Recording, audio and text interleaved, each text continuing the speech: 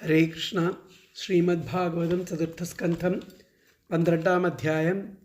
ഇതിൽ 43-ാമത്തെ ശ്ലോകം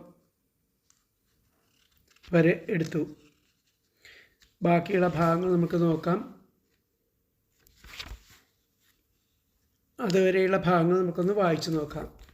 ഓം നമോ ഭഗവതേ വാസുദേവായ. ശ്രീമദ്ഭാഗവതേ ചതുർത്ഥസ്കന്ധേ അഥ 12-ോऽധ്യായः. മൈത്രേയ ഉവാച.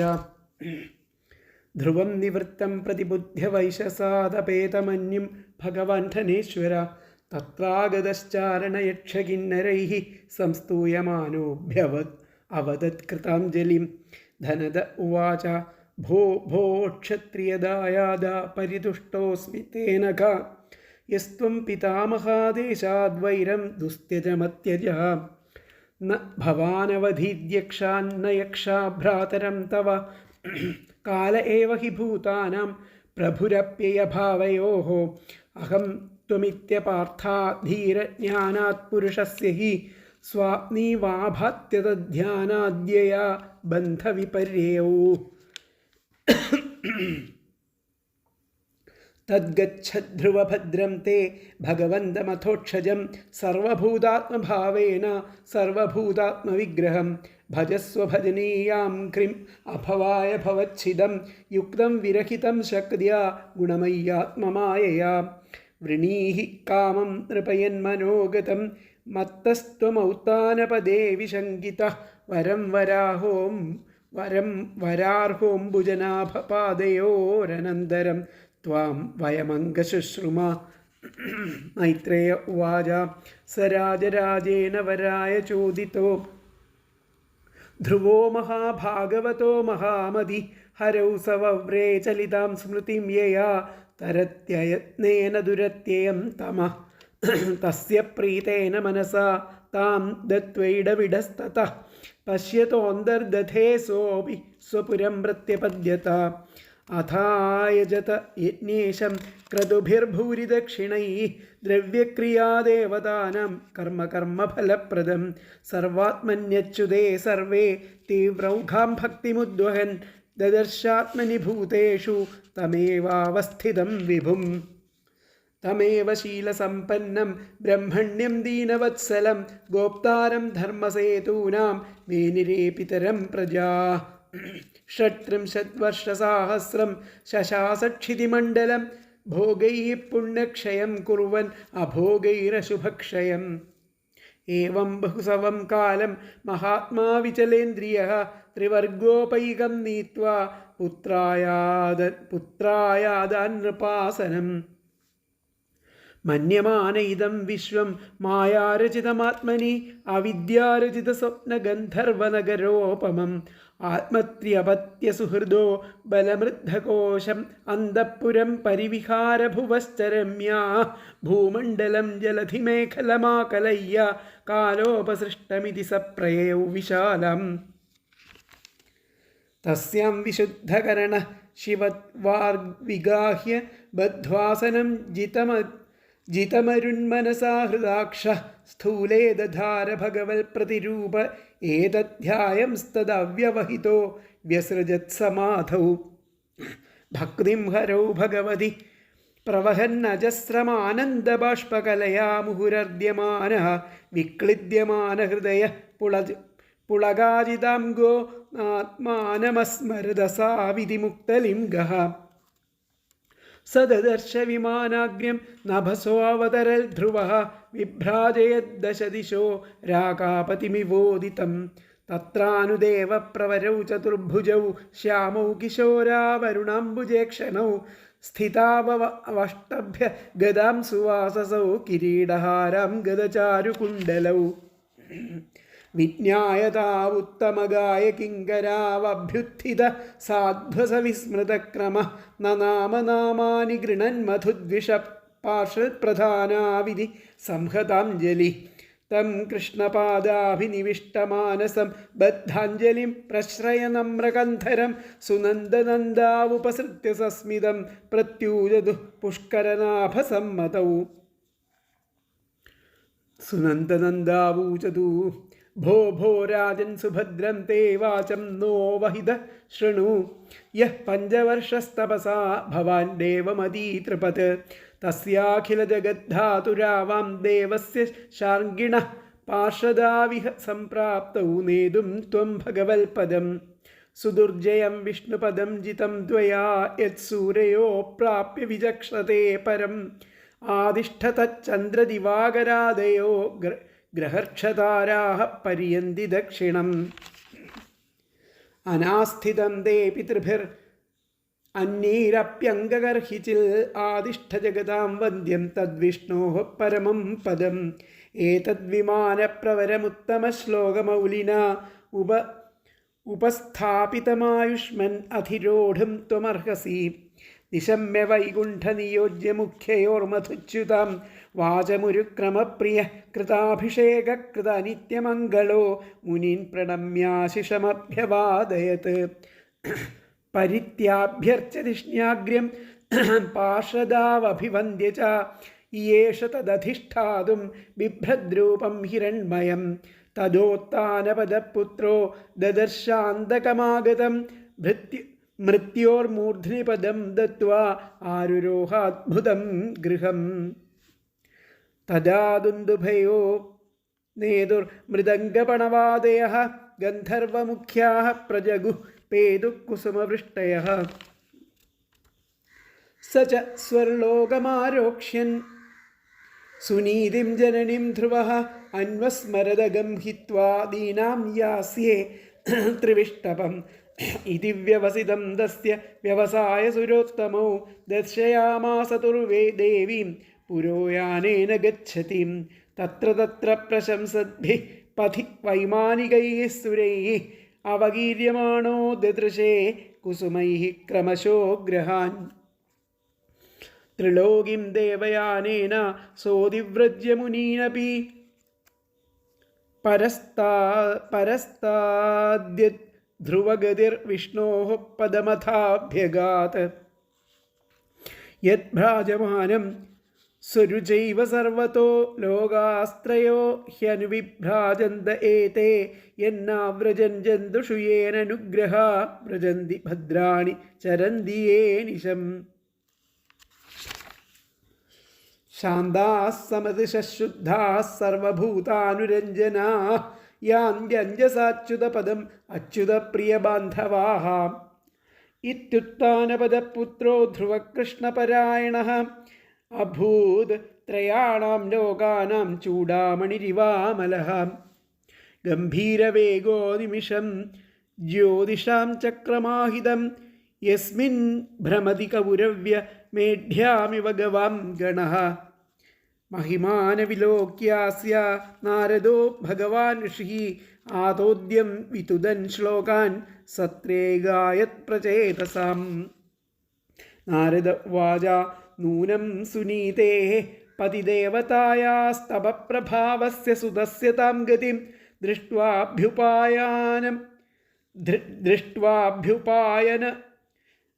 ദൃഷ്ട്വാഭ്യുപായനപി വേദവാദിനോ നൈവാധിഗന്ധും പ്രഭവന്തി കിം നൃപാഃ യം പഞ്ചവർഷോ ഗുരുദാരവാക്ഷരേർഭിന്നേന യാതോ ഹൃദയേന ദൂയതാ വനം മദാദേശകരോജിതം പ്രഭും ജിഗായ തൽഭക്തഗുണൈഃ പരാജിതം യക്ഷത്രബന്ധുർഭുവി തസ്യാധിരൂഢ അന്വാരുരുക്ഷേദ് അപി വർഷപൂഗൈഃ ഷഡ്പഞ്ചവർഷോ യദഹോഭിരൽപൈഃ പ്രസാദ്യ വൈകുണ്ഠമവാപതൽപദം. ഇതുവരെയാണ് എടുത്തത്. അപ്പോൾ ഈ 43-ാമത്തെ ശ്ലോകം യക്ഷത്രബന്ധുർഭുവി തസ്യാധിരൂഢ മന്വാരുരുക്ഷേദപി വർഷപൂഗൈഃ ഷഡ്പഞ്ചവർഷോ യദഹോഭിരൽപൈഃ പ്രസാദ്യ വൈകുണ്ഠമവാപതൽപദം. ഇതിലത്തെ പദങ്ങളും അന്വയമൊന്നും ഇന്നലെ പറഞ്ഞു എന്ന് തോന്നുന്നില്ല. അപ്പോൾ അത് നമുക്ക് ഒന്ന് നോക്കാം.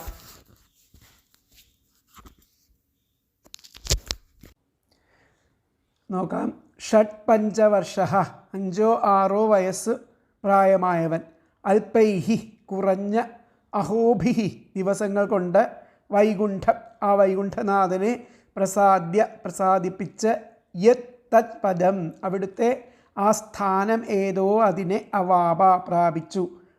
ഭൂമിയിൽ ക്ഷത്രബന്ധു ക്ഷത്രിയന്മാരായിട്ടുള്ള ആൾക്കാർ ഏതൊരുവൻ തസ്യ അധിരൂഢം അദ്ദേഹം ആ ധ്രുവൻ ആരോഹണം ചെയ്ത സ്ഥാനത്തെ വർഷപൂകൈഹി 1000 സംവത്സരങ്ങൾ കൊണ്ട് പോലും തം അദ്ദേഹത്തെ അനുകരിച്ച് ആരുരുക്ഷൽ അപി ആരോഹണം ചെയ്യുവാൻ ഇച്ഛിപ്പാൻ പോലും പ്രാപ്തൻ ആകുമോ എന്നുള്ളതാണ് ഇവിടെ ചോദ്യം.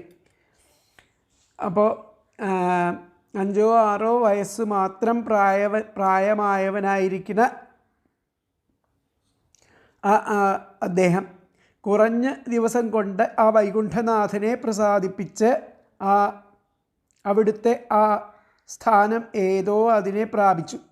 അങ്ങനെ ഭൂമിയിൽ അങ്ങനെ ഈ പറഞ്ഞ പോലെ തന്നെ ഭൂമിയിലുള്ള ക്ഷത്രിയനായി പിറന്നിട്ടുള്ള ഏതൊരുവൻ അദ്ദേഹം ആ ധ്രുവൻ ആരോഹണം ചെയ്ത സ്ഥാനത്തെ 1000 സംവത്സരം കൊണ്ട് അദ്ദേഹത്തെ അനുകരിച്ച് ഇതുപോലെ ആരോഹണം ചെയ്യുവാൻ ഇച്ഛിപ്പാൻ പോലും പ്രാപ്തൻ ആകുമോ എന്നുള്ളതാണ് ഇതിലത്തെ ചോദ്യം. അപ്പോൾ ഇതിലത്തെ അന്വയം വന്നിട്ട് ഷഡ്പഞ്ചവർഷ അൽപൈഹി അഹോഭിഹി വൈകുണ്ഠം പ്രസാദ്യ യത് തത് പദം അവാപ ഭുവി ക്ഷത്രബന്ധു തസ്യ അധിരൂഢം വർഷപൂഗൈഹി തം ആരുരുക്ഷത് അപി ആരുരുക്ഷേത് അപി. ഒന്നും കൂടി പറയാം. ഇതിലത്തെ അന്വയം ഷഡ്പഞ്ചവർഷ അൽപൈഹി അഹോഭിഹി വൈകുണ്ഠം പ്രസാദ്യ യത് തത് പദം അവാപ ഭുവി ക്ഷത്രബന്ധു തസ്യ അധിരൂഢം വർഷപൂഗൈഹി തം ആരുരുക്ഷേൽ അപി. അതായത് ഇപ്പോൾ പറഞ്ഞ പോലെ തന്നെ 5-6 വയസ്സ് വയസ്സായപ്പോൾ ചുരുക്കം ദിവസങ്ങളിലെ ആ പ്രയത്നം കൊണ്ട് ധ്രുവൻ ഭഗവാനെ സന്തോഷിപ്പിച്ച് ആ വൈകുണ്ഠപ്രാപ്തി കൈവരുത്തി എന്ന് വെച്ചിട്ട് ഈ ഭൂമിയിൽ ഏതൊരു ക്ഷത്രിയാധമൻ ആണ് അനേകം സംവത്സരങ്ങൾ കൊണ്ട് പോലും ആ പദവിയെ ലഭിപ്പാൻ ഇച്ഛിക്കുക പോലും ചെയ്യുക എന്നുള്ളതാണ് ചോദ്യം. ഇത് പ്രപഞ്ച സൃഷ്ടിക്ക് ശേഷം നടന്ന ഒരൊറ്റപ്പെട്ട അപൂർവ സംഭവം ആണെന്ന് ഇതുകണ്ട് അപൂർവ സംഭവമാണ് ഇത്. പ്രപഞ്ച സൃഷ്ടിക്ക് ശേഷം ഒരൊറ്റപ്പെട്ട് ഉണ്ടായിട്ടുള്ള സംഭവമാണ്. ഇത് കണ്ടിട്ട് ആരും അതിന് വേണ്ടിയിട്ട് പുറപ്പെടണ്ട എന്നുള്ള ഭാവത്തിലാണ് അതിനെ പറഞ്ഞു നിർത്തിയിരിക്കുന്നത്. അപ്പോൾ ഇത് 43-ാമത്തെ ശ്ലോകമാണ്. 44 നമ്മൾക്ക് എടുക്കാനുള്ള 43-ാമത്തെ ശ്ലോകം. അതിൻ്റെ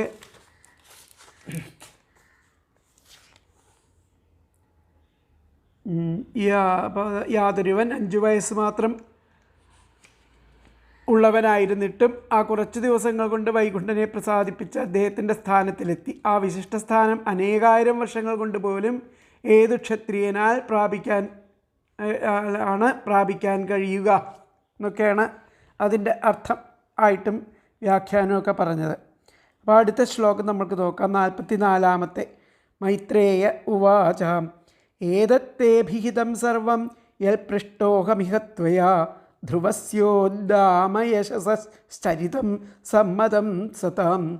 ഏതത്തേഭിഹിതം സർവം യത് പൃഷ്ടോഹമിഹ ത്വയാ ധ്രുവസ്യോദ്ദാമയശസശ്ചരിതം സമ്മതം സതാം. അപ്പോൾ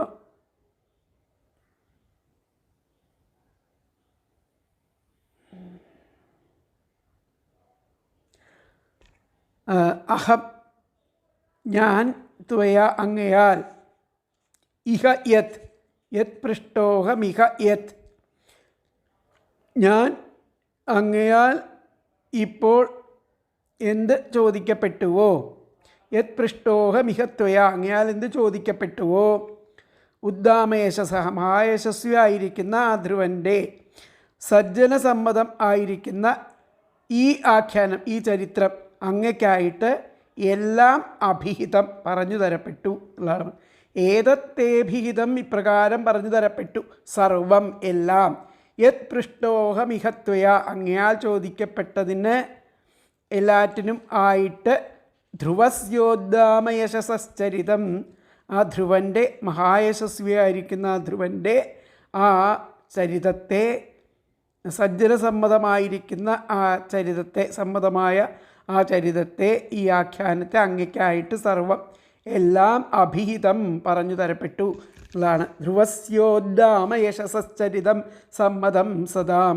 പദങ്ങൾ അഹം ഞാൻ, ത്വയാ അങ്ങയാൽ, ഇഹ യൽ ഇപ്പോൾ എന്ത്, പൃഷ്ട ചോദിക്കപ്പെട്ടുവോ, ആ ഉദ്ദാമയശസഃ മഹായശസ്വിയായിരിക്കുന്ന ധ്രുവസ്യ ആ ധ്രുവൻ്റെ സതാം സമ്മതം സജ്ജനസമ്മതമായിരിക്കുന്ന ഏതത് ചരിത്രം ഈ ആഖ്യാനം തേ അങ്ങയ്ക്കായിട്ട് സർവം എല്ലാം അഭിഹിതം പറഞ്ഞു തരപ്പെട്ടു.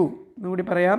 അഹം ഞാൻ, ത്വയാ അങ്ങയാൽ, ഇഹ യൽ ഇപ്പോഴെന്ത്, പൃഷ്ട ചോദിക്കപ്പെട്ടുവോ, ആ ഉദ്ദാമയശസഃ മഹായശസ്വിയായ ധ്രുവസ്യ ധ്രുവൻ്റെ സതാം സമ്മതം സജ്ജനസമ്മതമായിരിക്കുന്ന ഏതത് ചരിതം ഈ ആഖ്യാനം തേ അങ്ങയ്ക്കായിട്ട് സർവം എല്ലാം അഭിഹിതം പറഞ്ഞു തരപ്പെട്ടു. അങ്ങനെ അപ്പോൾ അതിലത്തെ അന്വയം വന്നിട്ട് അഹം ത്വയാ ഇഹ യത് പൃഷ്ട ഉദ്ദാമയശസഃ ധ്രുവസ്യ സതാം സമ്മതം ഏതത് ചരിതം തേ സർവം അഭിഹിതം. ഒന്നുകൂടി പറയാം. അഹം ത്വയാ ഇഹ യത് പൃഷ്ട ഉദ്ദാമയശസഃ ധ്രുവസ്യ സതാം സമ്മതം ഏതത് ചരിതം തേ സർവം അഭിഹിതം. ഞാൻ അങ്ങയാൽ ഇപ്പോഴെന്ത് ചോദിക്കപ്പെട്ടുവോ, മഹായശസ്വിയായിരിക്കുന്ന ആ ധ്രുവൻ്റെ സജ്ജനസമ്മതമായിരിക്കുന്ന ഈ ആഖ്യാനം അങ്ങയ്ക്കായിട്ട് എല്ലാം പറഞ്ഞു തരപ്പെട്ടു. അങ്ങ് എന്നോട് ആവശ്യപ്പെട്ട പ്രകാരം ആ സജ്ജനങ്ങൾക്ക് സ്വീകാര്യമായിരിക്കുന്ന മഹായശസ്വിയായ ധ്രുവൻ്റെ ചരിത്രം പൂർണ്ണമായും ആഖ്യാനം ചെയ്തു തന്നു എന്ന് ആ മൈത്രേയ മഹർഷി വിതുരനോട് പറയുകയാണ്. അപ്പോൾ അങ്ങ് ചോദിച്ചതനുസരിച്ച് ഉത്കൃഷ്ടയശസ്സോട് കൂടിയിരിക്കുന്ന ധ്രുവൻ്റെ ആ സജ്ജനസമ്മതമായിരിക്കുന്ന ഈ ചരിതമെല്ലാം ഇപ്പോൾ അങ്ങയോട് പറഞ്ഞു തന്നു കഴിഞ്ഞു എന്നുള്ളതാണ് ഇതിൽ പറഞ്ഞിരിക്കുന്നത്. ഒന്നുകൂടി നോക്കാം നമുക്ക്.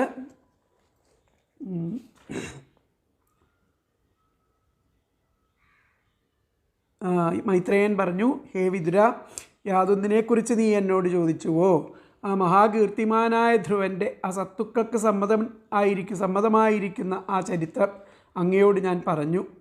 പ്രകരണ സമാപ്തിയിലെ ശ്രവണ കീർത്തന പദത്തെ പറയുന്നു. വിസ്തൃതമായിരിക്കുന്ന ഈ ധ്രുവചരിതം അഭീഷ്ട സാധകം ആകുന്നു. ധനത്തെയും കീർത്തിയെയും ദീർഘായുസിനെയും പുണ്യത്തെയും മംഗളത്തെയും സ്വർഗപ്രാപ്തിയെയും മനഃശുദ്ധിയെയും സാധിപ്പിക്കുന്നതും പ്രശംസായോഗ്യവും പാപകരവുമാകുന്നു. ഇതൊക്കെ അടുത്ത ശ്ലോകത്തിൽ വരുന്നുണ്ട്. അപ്പോൾ ആ ചരിത്രത്തെ പൂർണ്ണമായിട്ട് പറഞ്ഞു എന്നുള്ളതാണ് ഇവിടെ പറഞ്ഞത്. അപ്പോൾ അതിലത്തെ വ്യാഖ്യാനം ഒന്നുകൂടി നമുക്ക് പരിശോധിക്കാം. വ്യാഖ്യാനത്തിൽ പറഞ്ഞിരിക്കുന്നത്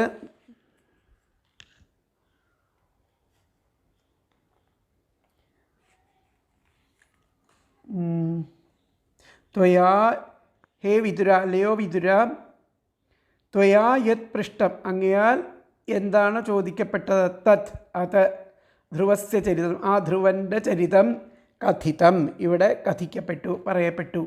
ത്വയാ യത് പൃഷ്ടം അങ്ങയാൽ എന്ത് ചോദിച്ചുവോ, ഹേ വിതുര, ത്വയാ യത് പൃഷ്ടം അങ്ങയാൽ എന്ത് ചോദിച്ചുവോ, തത് അത് ആ ധ്രുവസ്യ ചരിതം ധ്രുവൻ്റെ ചരിതം കഥിതം ഇവിടെ കഥിക്കപ്പെട്ടു, പറയപ്പെട്ടു. മൈത്രേയ ഉവാച ഹേ വിതുര ത്വയാ യത് പൃഷ്ടം തദ് ധ്രുവസ്യ ചരിതം കഥിതം. ഇതാണ് ഇതിലത്തെ വ്യാഖ്യാനം. അപ്പോൾ അടുത്ത ശ്ലോകം നമുക്ക് നോക്കാം. 45-ാമത്തെ ശ്ലോകം.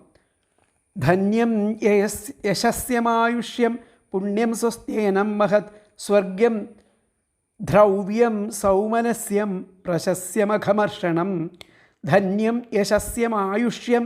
ആ ചരിതം എങ്ങനെയുള്ളതാണ്? ധന്യം യശസ്യം ആയുഷ്യം പുണ്യം സ്വസ്ത്യയനം മഹത് സ്വർഗ്യം ദ്രവ്യം സൗമനസ്യം പ്രശസ്യമഘമർഷണം. മഹത്തായിരിക്കുന്ന ഈ ചരിത്രം മനഃശുദ്ധിക്ക് ഉതകുന്നതാണ്. അതാണ് സൗമനസ്യം, മനഃശുദ്ധിക്ക് ഉതകുന്നതാണ്. ധന്യം, സമ്പത്ത് നൽകുന്നതാണ്. യശസ്യം, കീർത്തിയെ നൽകുന്നതാണ്. ആയുഷ്യം, ആയുസ്സിനെ നൽകുന്നതാണ്. പുണ്യം, പുണ്യത്തെ നൽകുന്നതാണ്. സ്വസ്ത്യയനം, മംഗളം നൽകുന്നതാണ്. സ്വർഗ്യം, സ്വർഗം ഇവയ്ക്ക് ഉത്തമം ആയിട്ടുള്ളതാണ്. ധ്രുവം, ആ ധ്രുവപ്രാപ്തി ഹേതുകം ആയിട്ടുള്ളതാണ്. പ്രശസ്യം, പ്രശംസായോഗ്യം ആയിട്ടുള്ളതാണ്. അഘമർഷണം, പാപനാശകവും ആകുന്നു. അപ്പോൾ ഇന്നത്തെ പദങ്ങൾ ഒന്നും കൂടി നോക്കാം. മഹത്, മഹത്തായിരിക്കുന്ന ഈ ചരിത്രം, മഹത്തായ ചരിത്രം അർത്ഥം. സൗമനസ്യം, മനഃശുദ്ധിക്കുതകുന്നതും. ധന്യം, സമ്പത്ത് നൽകുന്നതും. യശസ്യം, കീർത്തി. ആയുഷ്യം, ആയുസ്. പുണ്യം, പുണ്യം. സ്വസ്ത്യയനം, മംഗളം. സ്വർഗ്യം, സ്വർഗം ഇവയ്ക്കുത്തമവും. ധ്രുവം, ദ്രവ്യം, ദ്രവ്യം ധ്രുവപ്രാപ്തി ഹേതുകം എന്നർത്ഥം. ദ്രവ്യം, ധ്രുവപ്രാപ്തി ഹേതുകം. പിന്നെ പ്രശസ്യം, പ്രശംസായോഗ്യം. അഘമർഷണം, പാപനാശകവും ആകുന്നു. അപ്പോൾ ഇതിലത്തെ അന്വയം വന്നിട്ട് മഹത് സൗമനസ്യം ധന്യം യശസ്യം ആയുഷ്യം പുണ്യം സുസ്ഥേനം സ്വർഗ്യം ദ്രവ്യം പ്രശസ്യം അഘമർഷണം ച. ഒന്നുകൂടി പറയാം. മഹത് സൗമനസ്യം ധന്യം യശസ്യം ആയുഷ്യം പുണ്യം സുസ്ഥേനം സ്വർഗ്യം ദ്രവ്യം പ്രശസ്യ അഘമർഷണം ച. മഹത്തായിരിക്കുന്ന ഈ ചരിത്രം മനഃശുദ്ധിക്കുതകുന്നതും സമ്പത്ത്, കീർത്തി, ആയുസ്, പുണ്യം, മംഗളം, സ്വർഗം ഇവയ്ക്കുത്തമവും. ധ്രുവപ്രാപ്തി ഹേതുകവും പ്രശംസായോഗ്യവും പാപനാശകവും ആകുന്നു. മഹത്തായിരിക്കുന്ന ഈ ധ്രുവചരിതത്തിൻ്റെ ശ്രവണകീർത്തനാദികൾ ധനാവഹവും കീർത്തികരവും ദീർഘായുസ്സിനെ പ്രദാനം ചെയ്യുന്നതും മംഗളകരവും സ്വർഗപ്രാപ്തിക്കും ധ്രുവസ്ഥാനപ്രാപ്തിക്ക് പോലും ഉതകുന്നതും മനസ്സിന് ശുദ്ധിയെ ജനിപ്പിക്കുന്നതും പ്രശംസായോഗ്യവും പാപനാശകവുമാവുന്നു. അഘമർഷണ മന്ത്രത്തിൻ്റെ ഫലവും സിദ്ധിക്കുമെന്ന് ഭാവം. ധന്യം, ധനാദേർ നിമിത്തം. ധനധാന്യാദികൾ സമ്പൽ സമൃദ്ധിയെ പ്രദാനം ചെയ്യുന്നതെന്നർത്ഥം ധന്യം എന്ന് പറയുമ്പോൾ. ദ്രവ്യം എന്ന് പറയുമ്പോൾ ധ്രുവസ്ഥാനപ്രാപകം, ധ്രുവപദവിയിൽ എത്തിക്കുന്നതെന്നർത്ഥം. ധന്യം എന്നത് ആധിഭൗതികമായ ഫലം.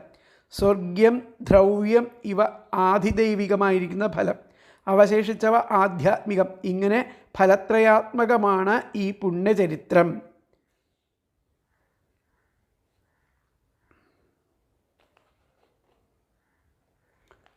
അപ്പോൾ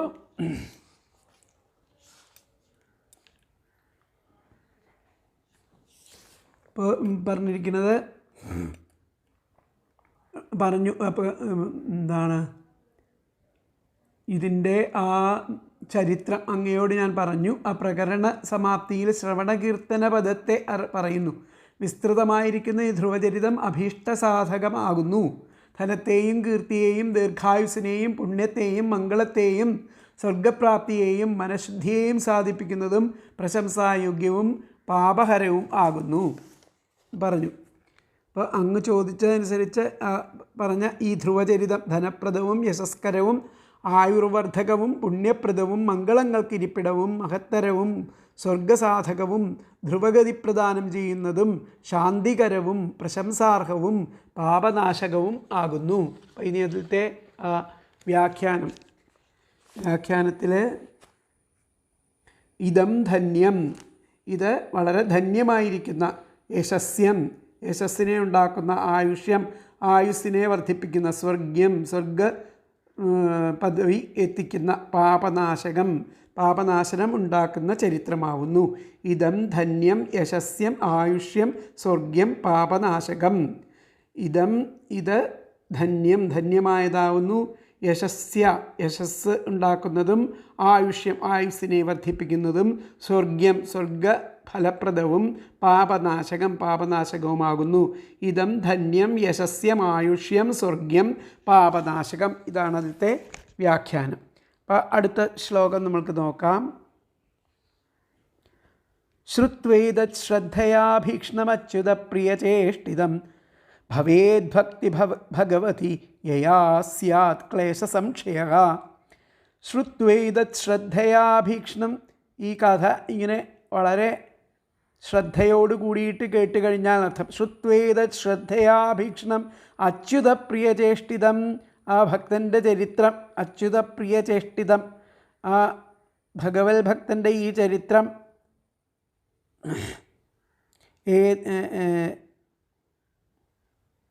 എപ്പോഴും അശ്രദ്ധയോടുകൂടി ശ്രവണം ചെയ്താൽ എന്നർത്ഥം.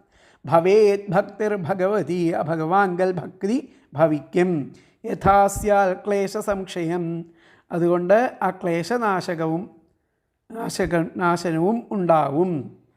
ഈ കഥ കേട്ട് കഴിഞ്ഞാൽ ക്ലേശങ്ങളെല്ലാം വിഷമങ്ങളെല്ലാം ശമിക്കും, ഭഗവാന്റെ അടുത്ത് ഭക്തി ഉണ്ടാവും എന്നർത്ഥം. അപ്പോൾ അതിലത്തെ പദങ്ങൾ ഏതൽ അച്യുതപ്രിയചേഷ്ടിതം.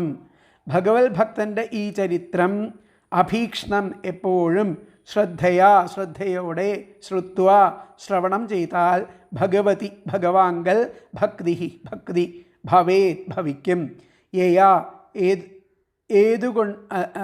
അതുകൊണ്ട് ക്ലേശസംക്ഷയ ക്ലേശനാശവും സ്യാത് ഭവിക്കും. എന്നുകൂടി പറയാം. ഏതൽ അച്യുതപ്രിയചേഷ്ടിതം. ഭഗവത് ഭക്തൻ്റെ ഈ ചരിത്രം, അഭീക്ഷ്ണം എപ്പോഴും, ശ്രദ്ധയാ ശ്രദ്ധയോടെ, ശ്രുത്വ ശ്രവണം ചെയ്താൽ, ഭഗവതി ഭഗവാങ്കൽ ഭക്തി ഭക്തി ഭവേത് ഭവിക്കും, യയാ അതുകൊണ്ട്, ക്ലേശസംക്ഷയം ക്ലേശനാശവും സ്യാത് ഭവിക്കും. അപ്പോൾ തന്വയം വന്നിട്ട് ഏതൽ അച്യുതപ്രിയചേഷ്ടിതം അഭീക്ഷ്ണം ശ്രദ്ധയാ ശ്രുത്വ ഭഗവതി ഭക്തി ഭവേത് യയാ ക്ലേശസംക്ഷയ സ്യാത്. ഒന്നും കൂടി പറയാം. ഏതത് അച്യുതപ്രിയചേഷ്ടിതം അഭീക്ഷ്ണം ശ്രദ്ധയാ ശ്രുത്വ ഭഗവതി ഭക്തി ഭവേത് യയാ ക്ലേശസംക്ഷയ സ്യാത്. ഭഗവത് ഭക്തൻ്റെ ഈ ചരിത്രം എപ്പോഴും ശ്രദ്ധയോടെ ശ്രവണം ചെയ്താൽ ഭഗവാങ്കൽ ഭക്തി ഭവിക്കും. ഏതുകൊണ്ട് ആ ക്ലേശനാശവും സംഭവിക്കും. ഭഗവത് പ്രിയനായ ധ്രുവൻ്റെ ഈ ആഖ്യാനം ശ്രദ്ധയോടെ വീണ്ടും വീണ്ടും ശ്രവണം ചെയ്യുന്നതാകയാൽ ഭഗവാങ്കൽ ഭക്തിയുണ്ടാകും. അതോടെ ക്ലേശങ്ങൾ നശിക്കുകയും ചെയ്യും. യോഗശാസ്ത്ര പ്രകാരം ഉള്ള അവിദ്യാദികളായിരിക്കുന്ന പഞ്ചക്ലേശങ്ങളെയാണ് ഇവിടെ പ്രതിപാദിക്കുന്നത്. ക്ലേശങ്ങൾ എന്ന് പറയുമ്പോൾ അവയെപ്പറ്റി വിശദമായിട്ട് കുന്തി സ്ത്രീയിലും മറ്റും വിശദീകരിച്ചിട്ടുണ്ട്. 37ാമത്തെ ശ്ലോകങ്ങളിലും ഇവിടെയും എല്ലാം ആ ഭഗവാന്റെ അച്യുതൻ എന്ന നാമമാണ് ആവർത്തിക്കുന്നത്. അതിനാൽ ഈ ആഖ്യാനത്തിൻ്റെ ശ്രവണകീർത്തനാദികൾ ച്യുതി അഥവാ പതനം എന്ന അവസ്ഥ, കീർത്തനാദികൾ കൊണ്ട് നമ്മൾക്ക് ച്യുതി അഥവാ പതനം എന്ന അവസ്ഥ ഒരിക്കലും വരില്ല എന്നാണ് ഇവിടെ അർത്ഥം പറയുന്നത്.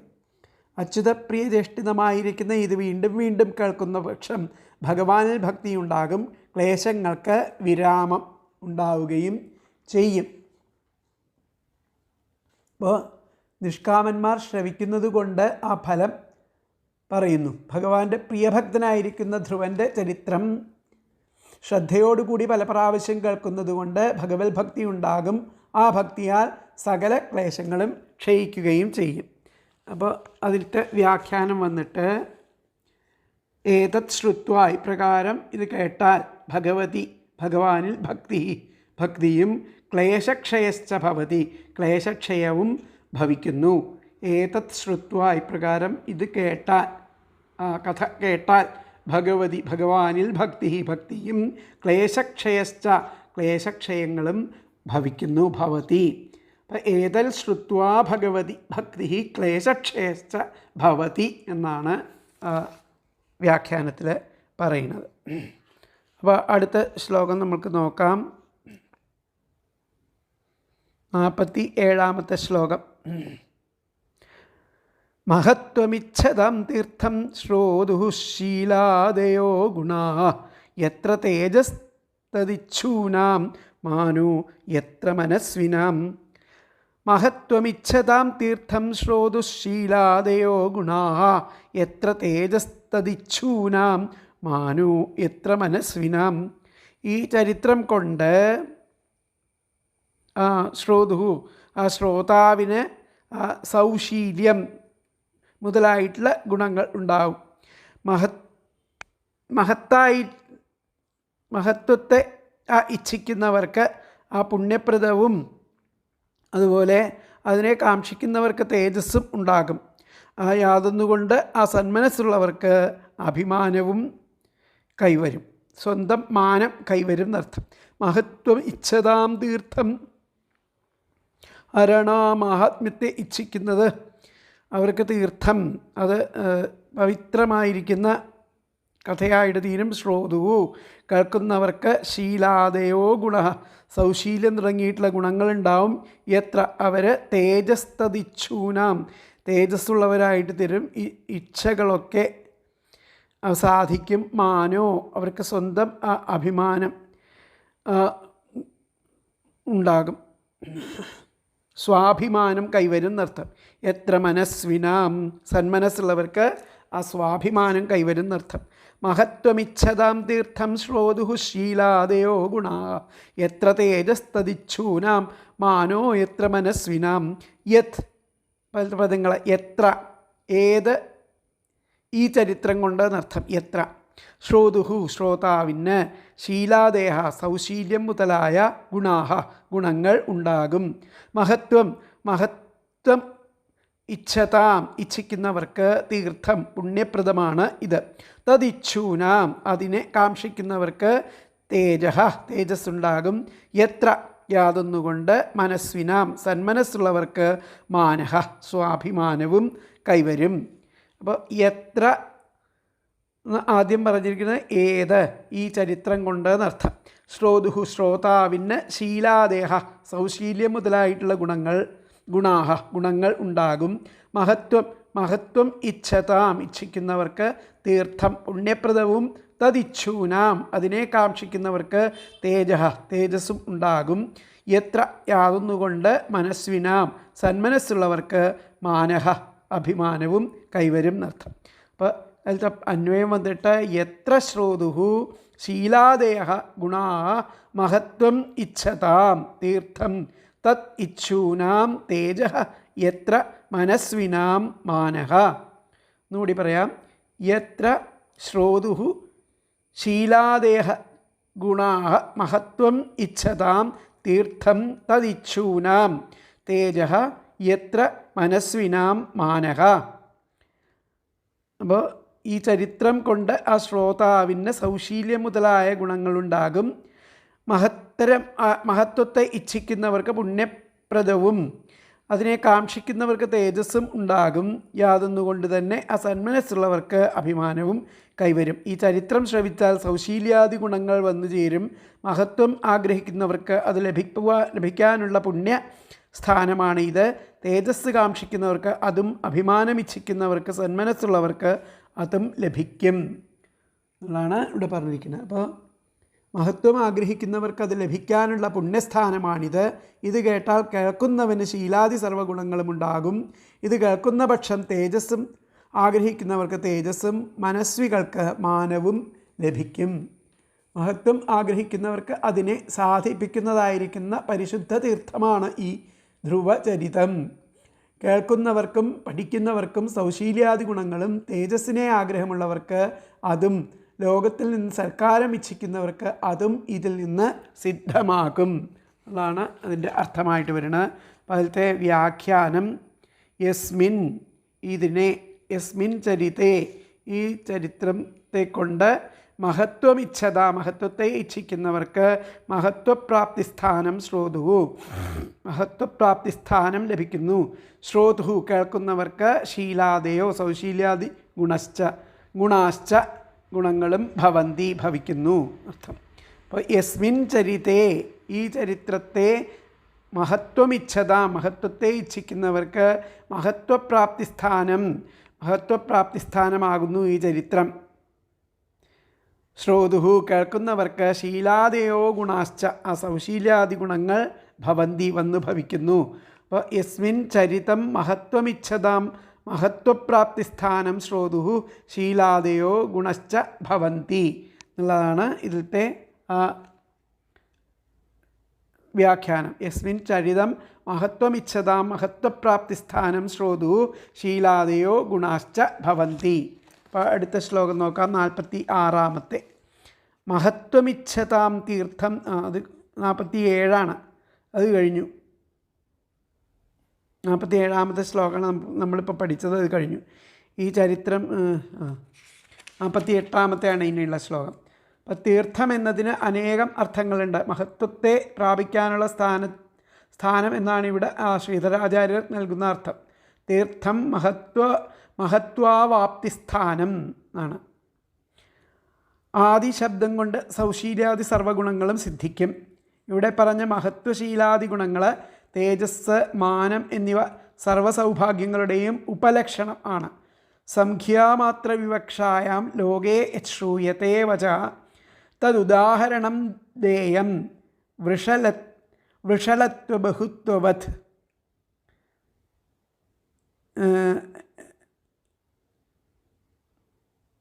വൃഷളൻ എന്ന് പറഞ്ഞാൽ അത്തരത്തിൽപ്പെട്ടവരെല്ലാം ഇതിൽ ഉൾപ്പെടും.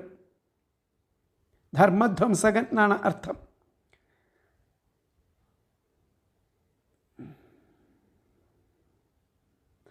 തന്ത്രവാർത്തികത്തിൽ പറയുന്നതാണിത്.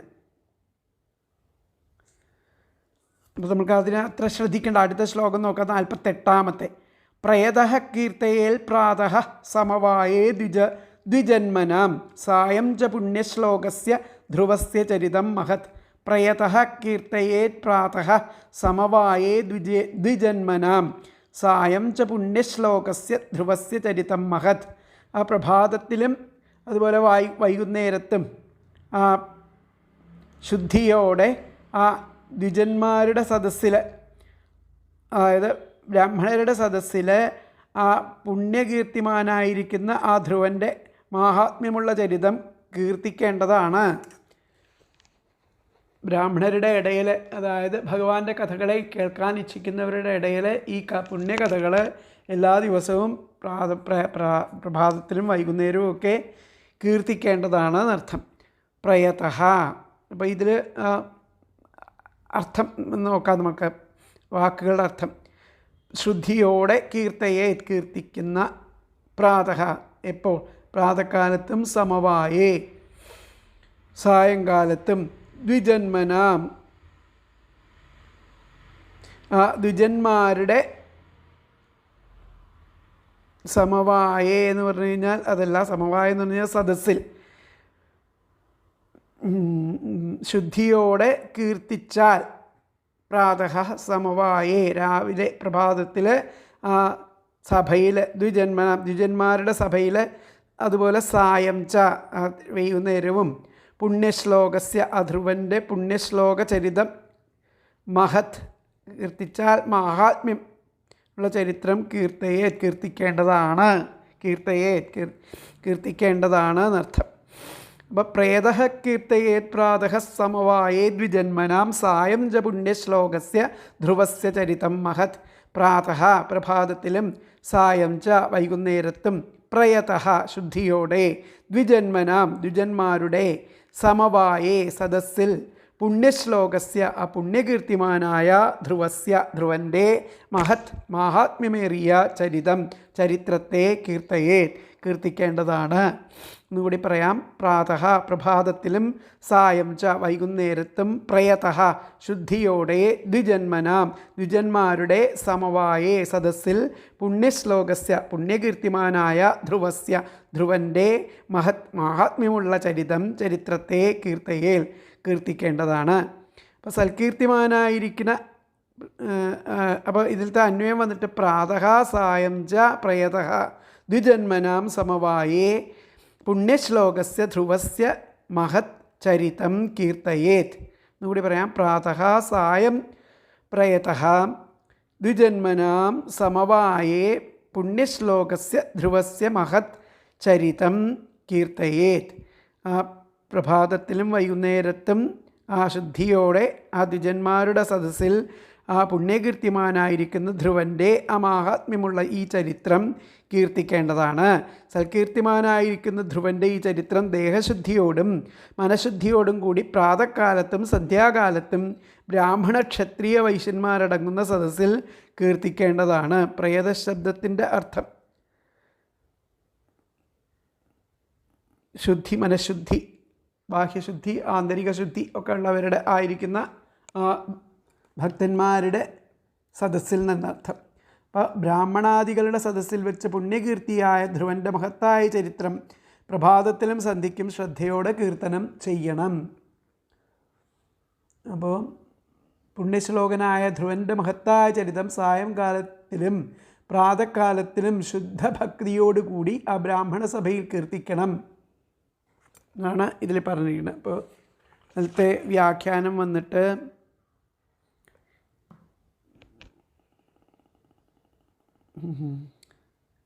പ്രാതഃ സഭായാം, പ്രഭാതകാലത്ത് സഭയിൽ, സായംകാലത്തും.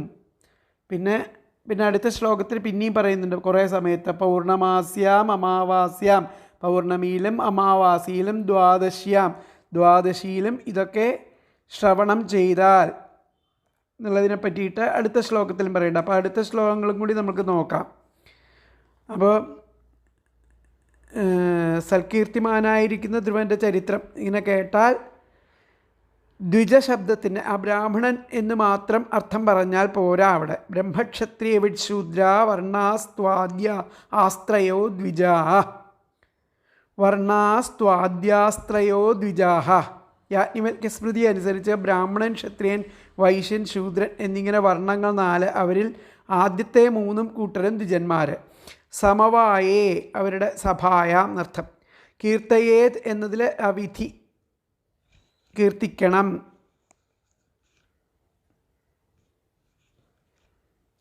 അപ്പോൾ ബ്രാഹ്മണ ക്ഷത്രിയ വൈശ്യന്മാരടങ്ങിയ സദസ്സിൽ ആ ധ്രുവചരിത്രം പാരായണം ചെയ്യണം എന്നല്ലാതെ വക്താവ് ആരായിരിക്കണം എന്ന് പറഞ്ഞിട്ടില്ല. ആരാണ് അത് പറയേണ്ടതെന്ന് അവിടെ പറഞ്ഞിട്ടില്ല.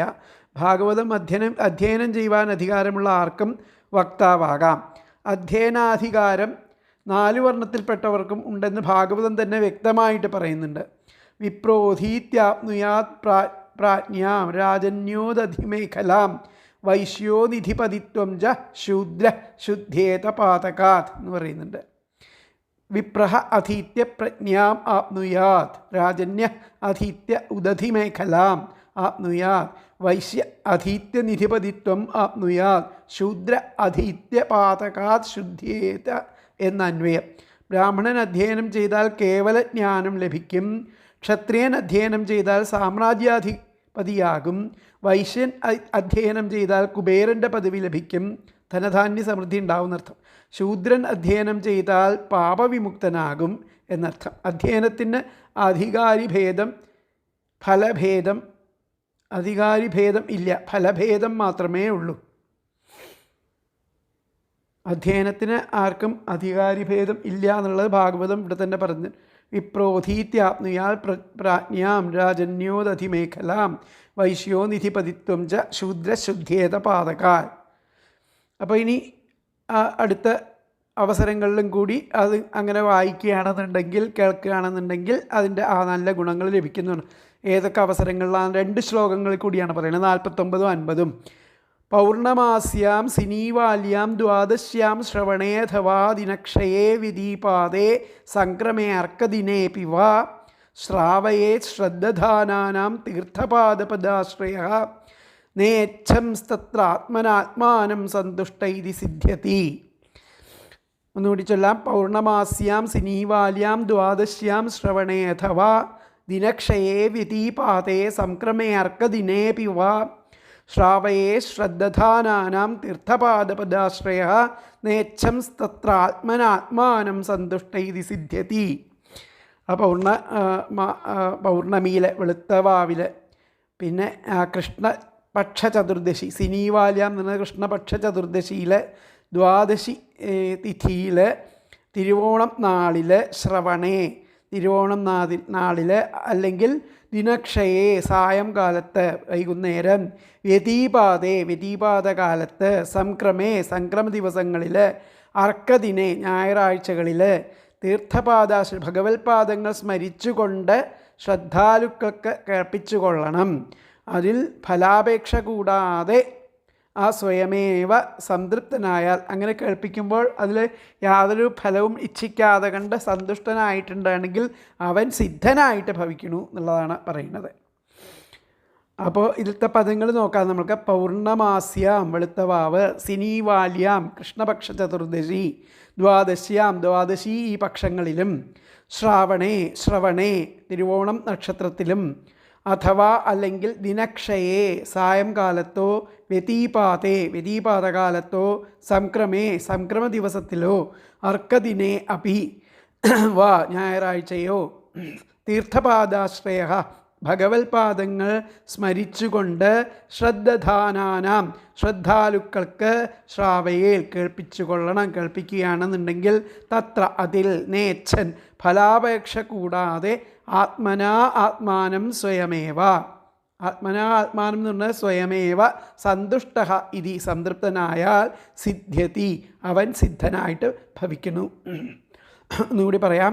പൗർണമാസ്യാം വെളുത്തവാവ്, സിനീവാല്യം കൃഷ്ണപക്ഷ ചതുർദശി, ദ്വാദശി ഈ പക്കങ്ങളിലും, ശ്രവണേ തിരുവോണ നക്ഷത്രത്തിങ്കിലും, അഥവാ അല്ലെങ്കിൽ ദിനക്ഷയെ സായംകാലത്തോ, വ്യതീപാതകാലത്തോ, സംക്രമാദി ദിവസമോ, അർക്കദിനെ അപി വാ ഞായറാഴ്ചയോ, തീർത്ഥപാദപദാശ്രയ ആ ഭഗവത് പാദങ്ങൾ സ്മരിച്ചുകൊണ്ട്, ശ്രദ്ധാനാനാം ശ്രദ്ധാലുക്കൾക്ക്, ശ്രാവയെ കേൾപ്പിച്ചുകൊള്ളണം. തത്ര അതിൽ, നേച്ഛൻ ഫലാപേക്ഷ കൂടാതെ, ആത്മാനം സ്വയമേവ സന്തുഷ്ട ഇതി സംതൃപ്തനായാൽ, സിദ്ധ്യതി അവൻ സിദ്ധനായി ഭവിക്കുന്നു. അപ്പോൾ അതിലത്തെ അന്വയം വന്നിട്ട്, പൗർണമാസ്യാം സിനീവാല്യാം ദ്വാദശ്യാം ശ്രവണേ അഥവാ ദിനക്ഷയെ വ്യതീപാതേ സംക്രമേ അർക്കദിനെ അപി പാദപദാശ്രയ ശ്രദ്ധാനാനാം ശ്രാവയേത് തത്ര നേച്ഛൻ ആത്മാനം സന്തുഷ്ട ഇതി സിദ്ധ്യതി. അതാണ് ഇത് അന്വയം പറയുന്നത്. ഒന്നുകൂടി പറയാം. പൗർണമാസ്യാം സിനീവാല്യാം ദ്വാദശ്യാം ശ്രവണേ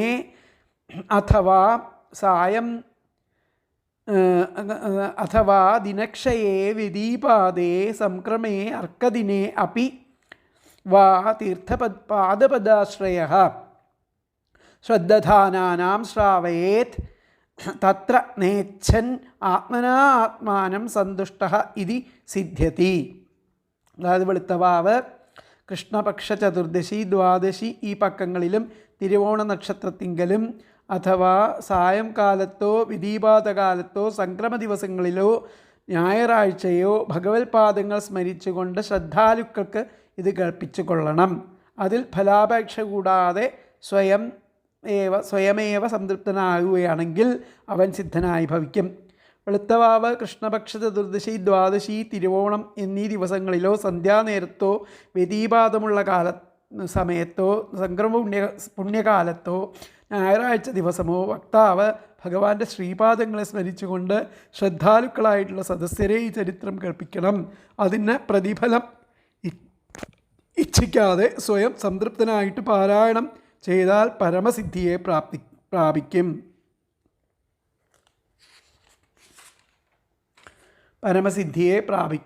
എന്നാണ്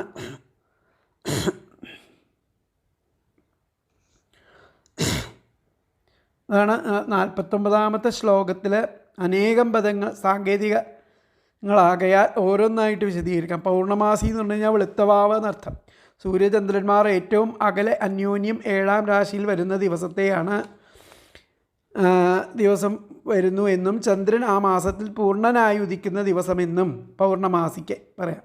സൂര്യചന്ദ്രന്മാർ ഏറ്റവും അടുത്ത് ഒരേ രാശിയിൽ വരുന്നു അഥവാ ഒരുമിച്ച് വസിക്കുന്ന ദിവസം എന്നത് അമാവാസി. ഇതാണ് അതിൻ്റെ രണ്ടിൻ്റെ അർത്ഥം. യഹ പരമോ വിപ്രകർഷ